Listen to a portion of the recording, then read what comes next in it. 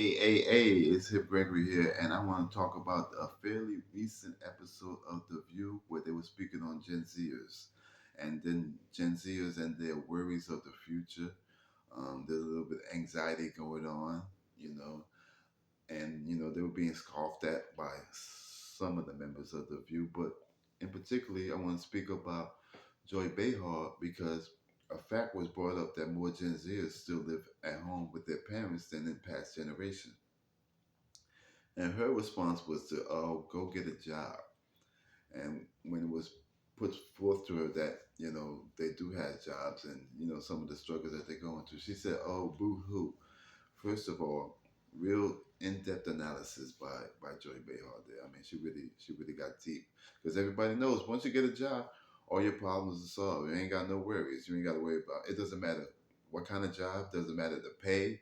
Doesn't matter the cost of living. Doesn't matter inflation. You're good. Don't worry. Um, but the numbers state otherwise. The numbers say that it's much harder to make it in these days than it was for past generations. Now, the number that was brought up, by the way, the person who was bringing it up, who was saying that 45% of people from the ages 18 to 29 still live with their parents, which is much higher than past generations. Because Joy Behar, she's supposed to be, she supported Bernie in 2016, and now she sounds like some old lady. Get off my lawn. And the woman who was put up those numbers, that was Alyssa Farrah Griffin, and she worked for Trump in 2020, and she had the better take than Joy Behar did. But so 45% of them still live with their house, still live with their parents. So obviously there's a cause and effect. There's a reason for everything, and the cost of living is so bad that it's making more people live with their parents for longer amounts of time. Um, because and this affects everybody, not just Gen Zers, because 70% of all Americans say they worry about their finances. 45% of Americans say that they have an emergency fund. Only 26% of Americans say they got $5,000 saved up. And for Joy Behar to say, oh, get a job, and just to assume that they don't have a job, because people from ages 20 to 24, Gen Z, 71% of them are working, and they're still young. They might be in school. 71%. Um, as a matter of fact, Gen Zers are the most likely to have multiple jobs. 25% compared to the national average of 16. So what do you even talk about? Get a job. And 58% of Americans are living paycheck to paycheck. I see different numbers. I see 60, 62, but I'm going to go with the low one. 58%. 69% of in urban areas are living paycheck to paycheck. And to show you how difficult it is for people nowadays, there's some numbers. If as of January 1990, if you was to spend $100,000 to buy a home back then, that would equate to spending $377,724 today. To spend $100,000 on services and goods back then would equate to spending $231,081 today. The dollars is not going as far as they used to. Obviously, from 1979 to the year 2020, because America is its most productive. Most goods are being produced now more than ever, even though people are being called lazy nowadays. But according to the numbers, I don't know. From 1979 to 2020, productivity has increased 61.8%. But in that same time frame, hourly wages have increased 17.5%. Lucy, you got some explaining to do. The math ain't mathing. Somebody's getting screwed here because but why blame the power forward? It's got to be the powerless fault. Tuition has more than doubled from 1991 to 2021.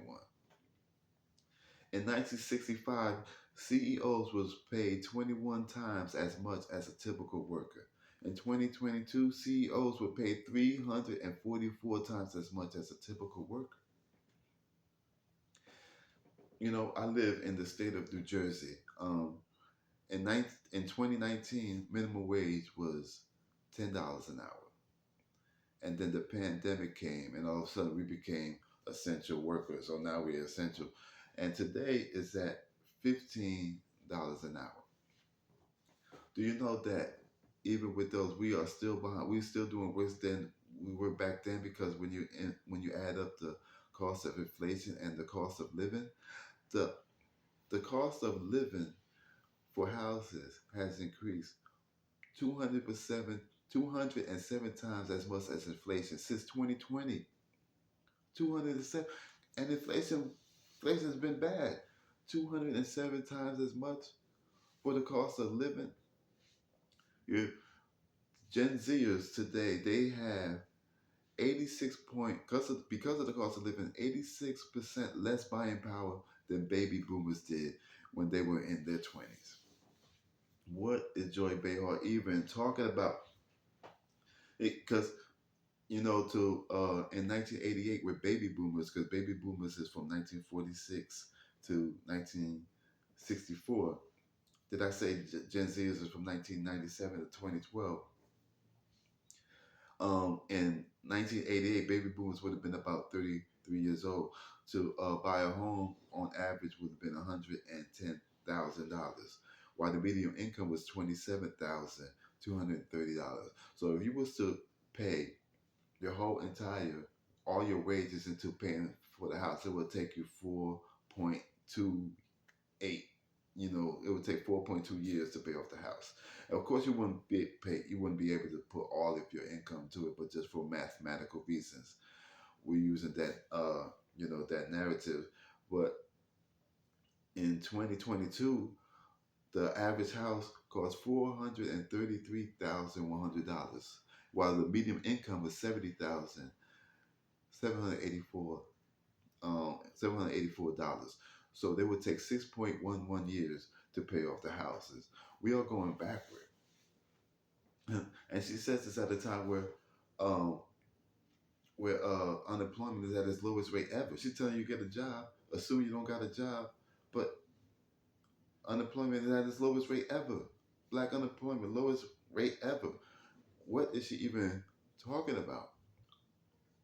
I mean, this is not, times have changed, Joy Behar. This is, no longer where the your family's one member of the family could work at the local factory and support the whole family. Those days are over for the most part.